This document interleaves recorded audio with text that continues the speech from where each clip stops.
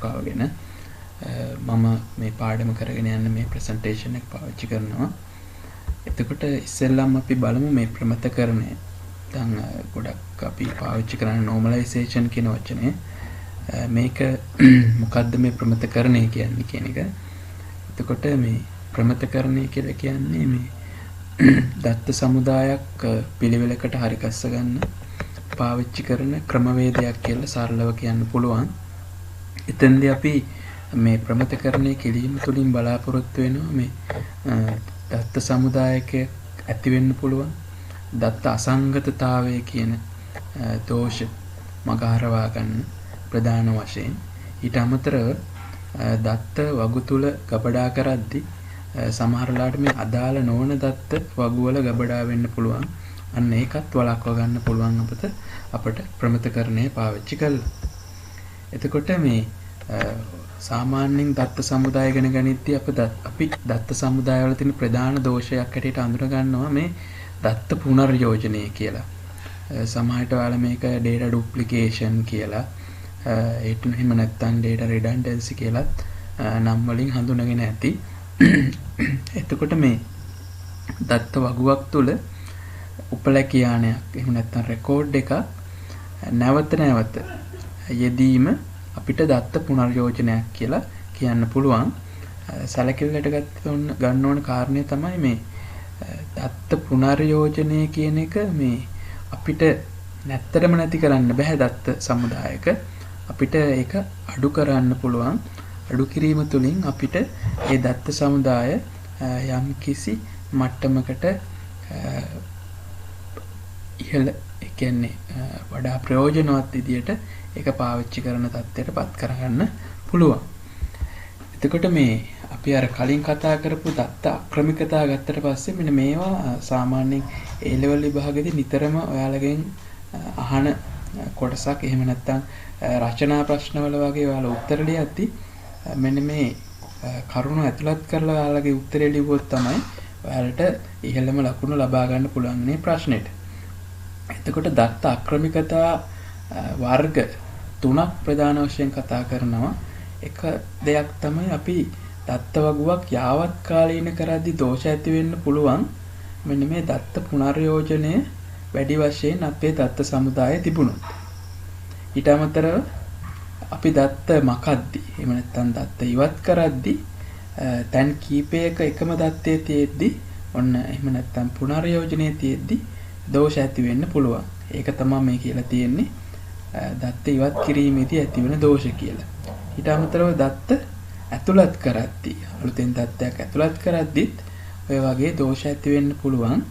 එතකොට මම ආයෙ කිව්වොත් දත්ත යාවත් කාලින කිරීමේ දෝෂ, දත්ත ඉවත් කිරීමේදී ඇති කරන දෝෂ, ඊට පස්සේ දත්ත ඇතුළත් කිරීමේදී ඇති වෙන දෝෂ. මෙන්න මේ දෝෂ තුන අනිවාර්යෙන් ඔයාලා මතක තියාගන්නම වෙනවා. ඊට පස්සේ මේ ප්‍රමතකරණය කරන්න පුළුවන් ආකාර විශාල සංඛ්‍යාවක් තියෙනවා. අපි අපේ සිලබස් එකේදී එහෙම නැත්නම් A level සිලබස් එකේදී කතා කරන්නේ ප්‍රධාන ආකාර තුනක් ගැන. එතෙන්දී සමහර අවස්ථාවල අපි මේක දක්වනවා මේ ප්‍රමතකරණය ප්‍රථම ප්‍රමතකරණයට කලින් අපි ප්‍රමතකරණය නොවෙච්ච අවස්ථාවත් 0NF කියලාත් සමහර අපි වෙලාවට දක්වනවා. මෙතනදී මම කතා කරන්න යන්නේ ප්‍රමතකරණය කරන ආකාර නැත්නම් විදි ප්‍රධාන වශයෙන් තුනයි අපි කතා කරන්නේ. එකක් ප්‍රථම ප්‍රමතකරණය, දෙවන ප්‍රමතකරණය සහ තුන්වන ප්‍රමතකරණය. එතකොට වෙනත් ආකාර කිහිපයක් තිබුණත් අපිට අවශ්‍ය වෙන්නේ මෙන්න මේ ප්‍රධාන තුන් ආකාරය විතරයි. ඇත්තටම මේ මෙන්න මේ ආකාර තුනේදී කරන්න ඕන දේවල් වෙන වෙනම හරියටම මතක තියාගන්න පුළුවන් කෙනෙක්ට මේ ප්‍රමතකරණ ප්‍රශ්න ඉතා පහසුවෙන් කරගන්න පුළුවන් බය නැතුව. ඉතින් මං හිතන්නේ ඔයාලට පොඩි මහන්සියක් වෙන්න තමයි තියෙන්නේ මේ ප්‍රමතකරණ ආකාර තුනත් ඒ ආකාරයේදී වෙන විශේෂ දේවලුත් මතක තියාගන්න එක. එතකොට ප්‍රථම ප්‍රමතකරණ ආකාරය ගත්තට පස්සේ ඒක අපිට මේ ළඟා කරගන්න විදිය හරිම ලේසි බලා ගන්න. එතනදී මේ දත්ත වගුවක් බලලා ඒකේ ශේෂ්ත්‍ර ඔයාලා දන්නවා සාමාන්‍යයෙන් වගුවක අපි කියන්නේ මේ ෆීල්ඩ් එහෙම නැත්නම් කොලම් කියන නම් වලිනුත් කියන්නේ. එතකොට අන්න ඒ වගේ එක සමාන විදිහේ උපලැකි එහෙම නැත්නම් ශේෂ්ත්‍ර භාවිතා වෙනවා නම් අන්න ඒ එකම විදිහේ උපලැකි භාවිතා වෙන එක. එහෙම නැත්නම් බහු අවයවික උපලක්ෂණ කියලා කියන්නේ මේ එකම උපලක්ෂණයක් තුළ දත්ත කීපයක් ගබඩා කරන්න වෙන අවස්ථාවක්. එතකොට අන්න ඒ වගේ අවස්ථාවල් ඉවත් කරගන්න එක නැත්නම් අයින් කරගන්න එක තමයි අපි ප්‍රථම ප්‍රමතකරණ ආකාරයේදී කරන්නේ. අපි පොඩි උදාහරණයකින් මේක බලමු.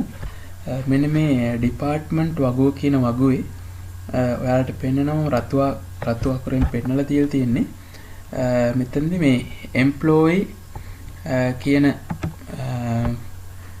උපලක්ෂණය employee 1, employee 2, employee 3 විදියට උපලක්ෂණ කිහිපයකින් දක්වලා තියෙනවා. නමුත් අපි මේ වගුවේ පෙන්නලා තියෙන්නේ employeeලගේ නම් තමයි පෙන්නලා තියෙන්නේ.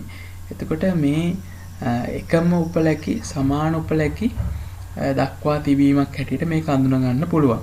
එතකොට මේක ප්‍රථම ප්‍රමතකරණය විදියෙන් භාවිතා කරනවා නම් එහෙම නැත්නම් ප්‍රථම ප්‍රමතකරණය සමත් කරන්න ඕන නම් මෙතනදී භාවිතා කරන්න ඕන නම් අපි කරන්න ඕන මෙන්න මේ එක සමාන උපලැකි තුන අයින් කරලා එක උපලැකියක් ඒ වෙනුවට භාවිතා කරන එක අපි බලමු.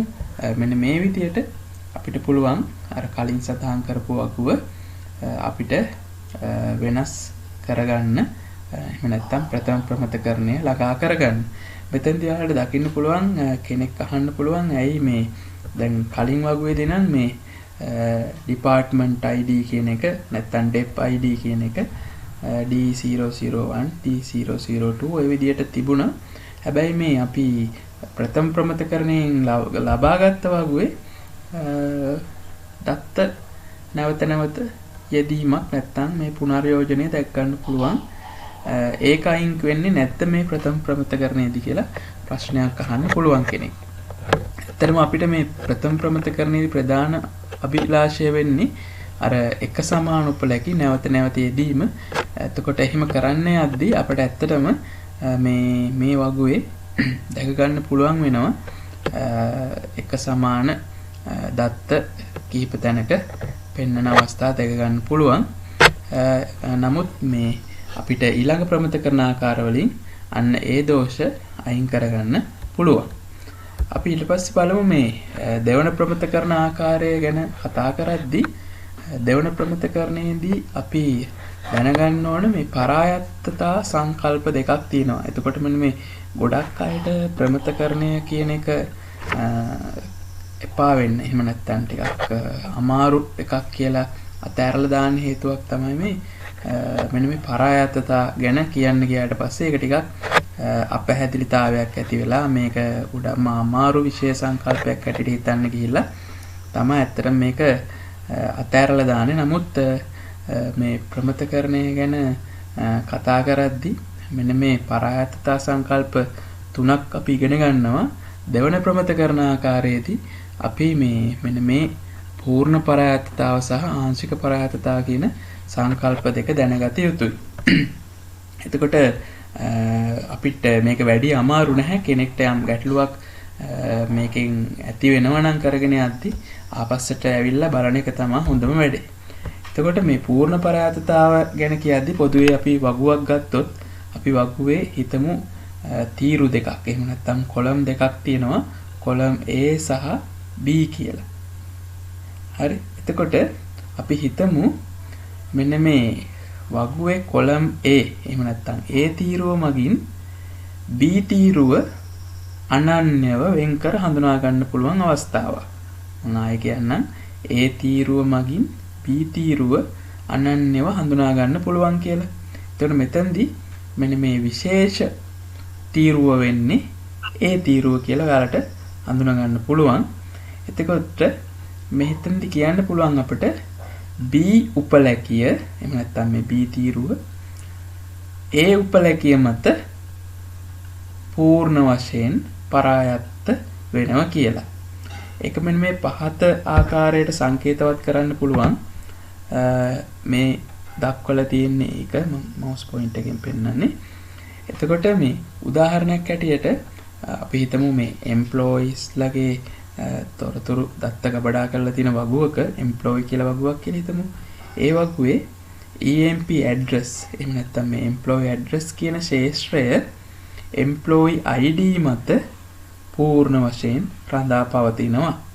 එතකොට employee ID කියන්නේ ඒකේ ප්‍රාථමික යතුර නම් employee ID එක මත employee address එක රඳා පවතිනවා කියන එක තමයි මේ පූර්ණ පරායත්තතාවයේදී සඳහන් කරන්න පුළුවන් වෙන්නේ.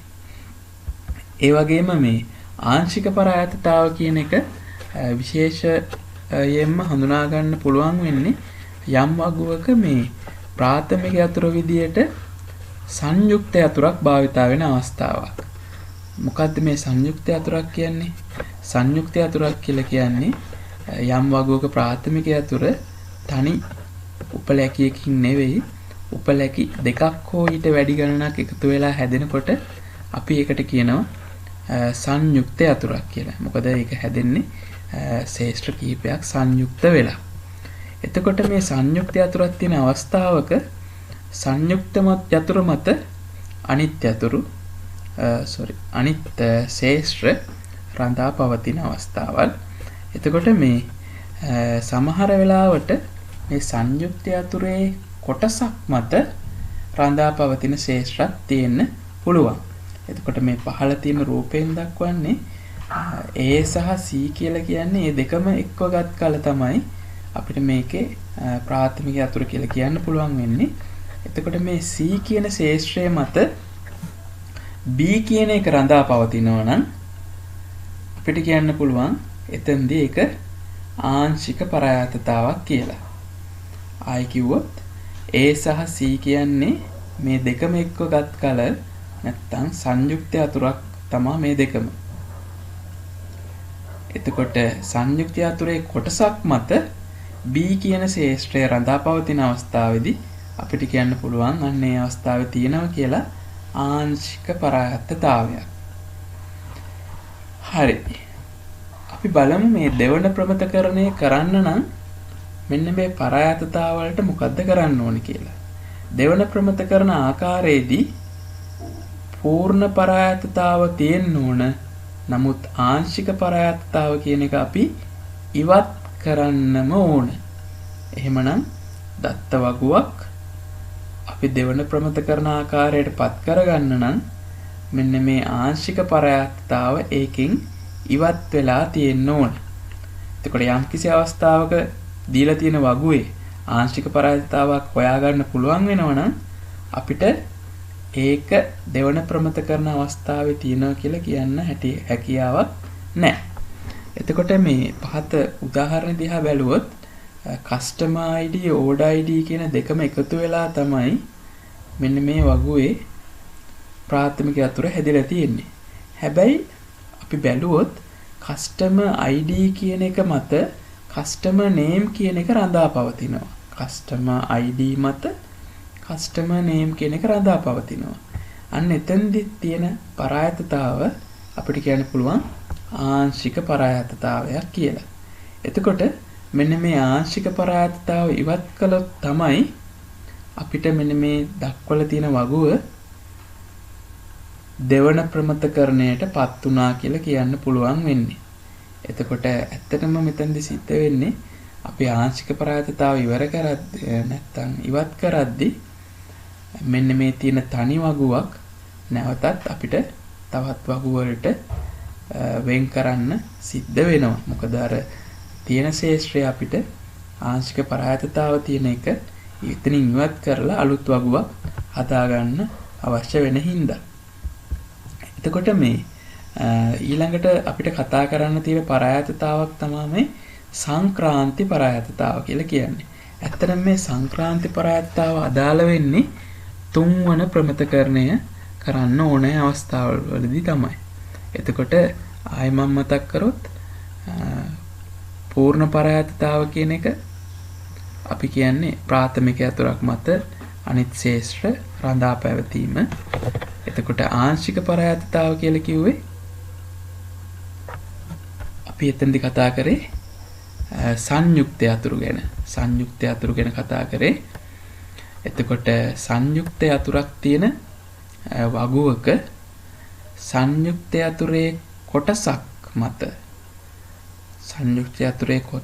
මත ඒ වගුවේ තියෙන වෙනස් ශේෂ්ත්‍රයක් රඳා පවතින අවස්ථාවකට අපිට ඒක කියන්න පුළුවන් ආංශික පරායතතාව කියලා. එතකොට ඔන්න පරායතතා දෙකක් කතා කරලා තියෙන්නේ. අපි බලමු දැන් මේ සංක්‍රාන්ති පරායතතාව කියන්නේ මොකක්ද කියලා. සංක්‍රාන්ති පරායතතාව කියන්නේ යම් දත්ත වගුවක තියෙන උපලැකි ප්‍රාථමික නොවන එහෙම නැත්නම් යතුරු ශේෂ්ත්‍රයක් නොවන උපලැකියක් මත රඳා පවතිනකොට අපිට කියන්න පුළුවන් එය සංක්‍රාන්ති පරායතතාවක් කියලා. අපි ඉස්සරහට උදාහරණයකින් බලමු මෙන්න මේ සංක්‍රාන්ති පරායතතාව අඳුනගන්න. එතකොට මෙතනදී වගුවක ප්‍රාථමික යතුරු මත රඳා පවතින ඒවා නේ අනිවාර්යෙන් තියෙන්නේ. හේතුව දැන් අපි පහු කරලා ඉන්නේ තුන්වන ප්‍රමතකරණයට එද්දි පළමු ප්‍රමතකරණය දෙවන ප්‍රමතකරණය පසු කරලා තමයි තුන්වෙනි ප්‍රමතකරණයට ඇවිල්ලා තියෙන්නේ. එතකොට මේ සංක්‍රාන්ති පරායතතාවක් තියෙන්න පුළුවන් වෙන්නේ එතකොට මේ තුන්වෙනි ප්‍රමතකරණය දක්වා ආපු නැත්තම් දෙවන ප්‍රමතකරණය සමත් වෙලා ආපු වගුවට තමයි අපි මේ සංක්‍රාන්ති පරායතතාවයක් තියෙනවද කියලා බලන්නේ. එතකොට තුන්වෙනි ප්‍රමතකරණයට ඒ වගුව පත් කරන්න නම් අපි සංක්‍රාන්ති පරායතතාව ඉවත් කරන්නම ඕන. එතකොට මෙතෙන්දි වෙන්නේ අර තියෙන වගුවක් නැවතත් තවත් කොටස් වලට වෙන් වෙලා අලුතෙන් වගු හැදෙන එක තමයි. බලමු මෙන්න මේ transitive dependency එහෙම නැත්නම් සංක්‍රාන්ති පරායතතාව අඳුනගන්න.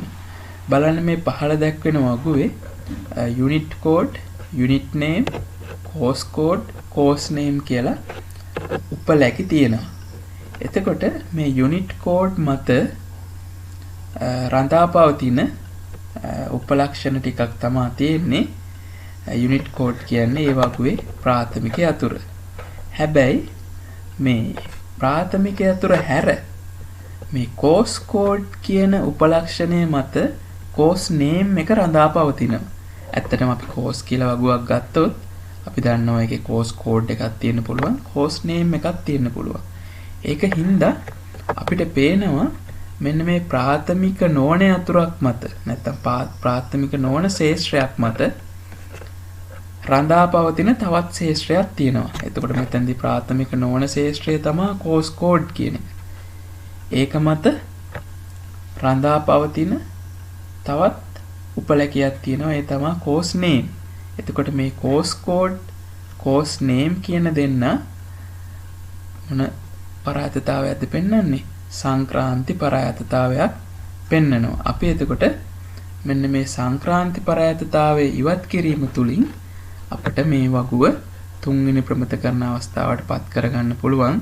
එතෙන්දී අප කළ යුත්තේ මේ course code සහ course name කියන ශේෂ්ත්‍ර වෙන් කරලා අලුතෙන් course කියලා වගුවක් මෙතෙන්දී අපිට නිර්මාණය කරගන්න පුළුවන්.